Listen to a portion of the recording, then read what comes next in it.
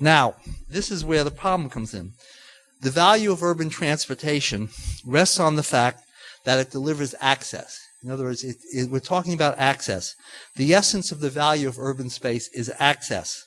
It's not mobility. One of the things we've done in the 20th century is we have mistaken mobility, which is a way to get access, for access. And so we literally, you have streets where cars just run down them. One of the problems I'm dealing with in Nairobi now, they're building a 10-lane superhighway right through one of the towns we work in, and the secondary schools on one side of the road, the population's on the other side, and no one knows how they're going to get there. So mobility is not access. Mobility can help get access, but access is what we're talking about. And the very best urban public transport is transportation. Then is what economists like to call a public good. And we have to come back to this and stress this term. What's at stake here is the fact that urban transportation is a public good, and it works well when it's a public good. By that I mean a public good is a good that everybody can use without necessarily diminishing the quality of it. Transportation is complex because transportation can be a private good. You can very easily exclude people from using transportation if you choose to. You can charge them more.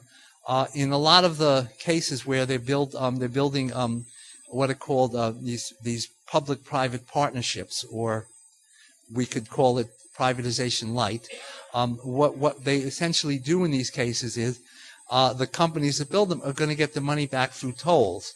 The fact that you can charge somebody $7, $8, or $9 to use a road, for example, because that's what the traffic will bear, doesn't necessarily make sense if the costs are $1 or $2 to get it done, if it's a public service. And similarly, when we talk about the public transportation systems, we're not out to if we chose to squeeze the last penny we could out of what these services are worth, they'd cease to be public services. Density would fail because people would stop traveling and cities wouldn't work. So we understand that the real gain, because they're public goods, aren't necessarily to the rider. If you don't believe me, ask Donald Trump. Why do I pick on Donald Trump besides, bad hair? The reason is that all the real estate value in the center of New York City is a function of the fact that there's good public transportation that gives people inexpensive access to those locations.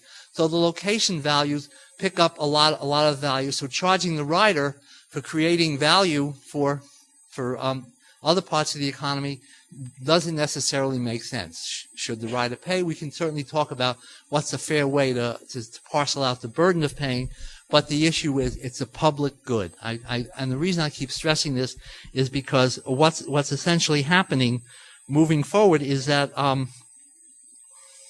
we're moving into a situation where the notion of public goods is the legitimacy of them is questioned everywhere, and this is universal. It doesn't matter where we're talking about. This is what's going on in a lot of places.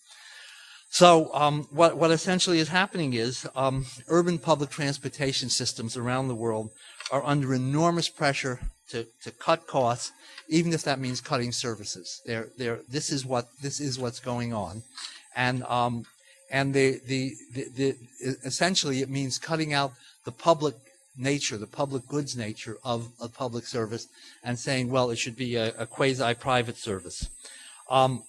So if urban public transport must be a public good, then we have to seek ways to make it as accessible as possible. But that's not what we're doing right now. Because at the same time that we're cutting back, on the one hand, I started this talk by saying we need new integrative, intermodal systems of public transportation. A report that just came out last month from the Federal Transit Administration in June said that right now the United States has a backlog in terms of state of good repair of almost $78 billion right now in terms of the existing systems, the rolling stock, the infrastructure, just to bring the systems that exist to good repair. We're $78 billion behind. And furthermore, they said, we need $14.4 billion a year in normal replacement expenditures just to keep that backlog from getting worse. So this is the essential crisis. And one of the responses, of course, is to say we should find private partners to take over and run the infrastructure. The problem with that, of course, is for private partners to do it, they have a bottom line which comes from revenue. And where are you going to get the revenue? You're going to raise the cost. You have to raise the cost. There's no way that you could do this. There's a lot of other things wrong with it, but the problem is there's no way that that's going to change. But what's been happening in the world is that in response to what I call this ideological push, and it's not just that this is an idea that's out there, it's an idea that's been aided and abetted by investment banks who put a lot of these deals together, management consulting firms who work on the deals, engineering firms, and a whole range of, they put a lot of money into setting up websites on public-private partnerships. They promote this everywhere. It's almost as if government building infrastructure, government running transportation is now considered as the second best alternative. It's not.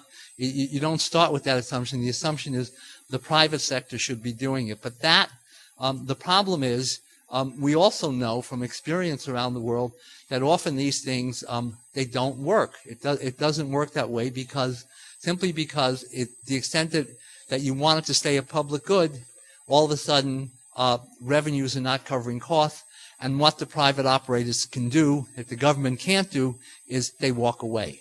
So you end up paying double. You pay for the costs of what the private operators were getting, and the government has to pick it up. But just a sidebar story. In the 19th century in New York City, a debate used to rage about how to clean the streets. The argument was that if we had private carters clean the streets, it would be cheaper.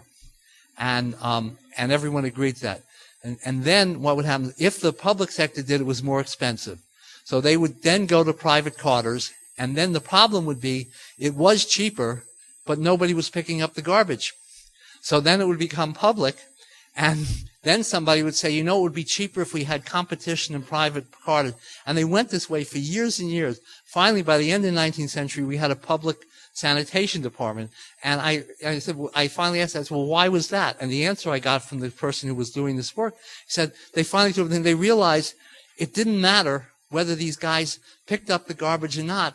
The public sector ended up still having to pay them. One way or another, they'd go to court, they'd have a contract, they never could get out from under it, and it became simpler to have a public system of doing that.